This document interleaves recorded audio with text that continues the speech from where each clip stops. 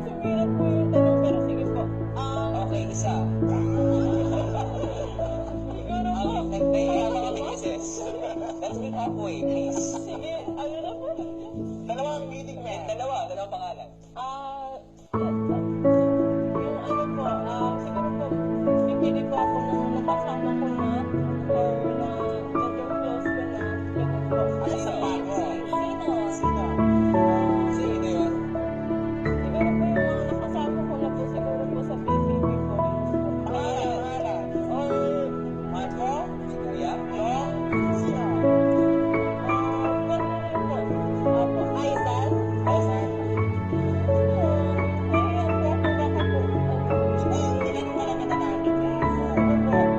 Parang may comfortable po ako magtrabaho sa mga boys ko dito po sa loob ng Isang pangalan lang.